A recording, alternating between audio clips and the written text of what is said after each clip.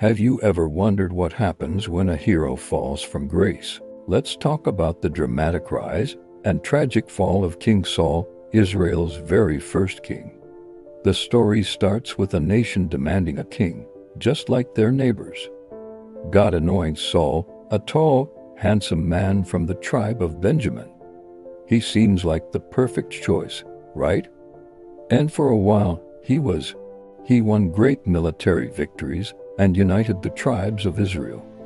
But this is where the story takes a dark turn. Power started to corrupt him. Saul's first major mistake was when he got impatient waiting for the prophet Samuel and offered a sacrifice himself, a role reserved for priests. This act of disobedience was a huge red flag. God told him, "You have done a foolish thing.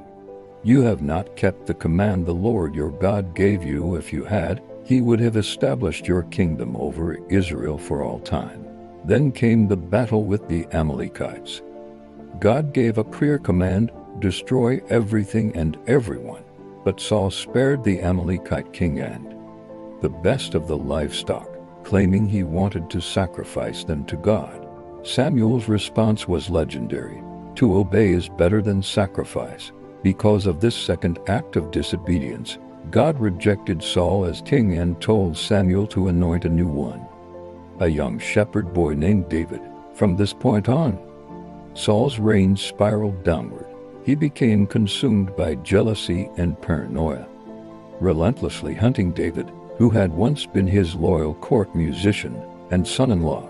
Saul was tormented by an evil spirit, and his moments of sanity became fewer and fewer. The final, desperate act of Saul's life is perhaps the most chilling.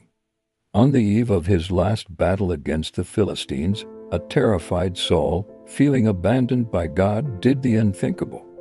He disguised himself and sought out a medium at Endor to summon the spirit of the deceased prophet Samuel.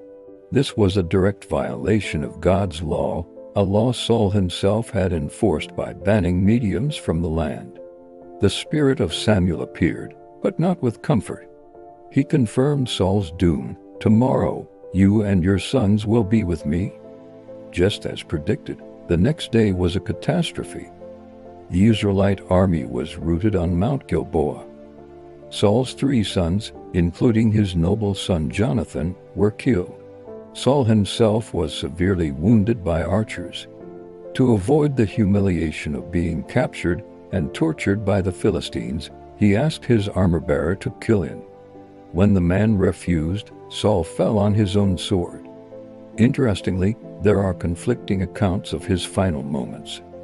While one book says he took his own life, another tells of an Amalekite who claims to have finished him off at his request.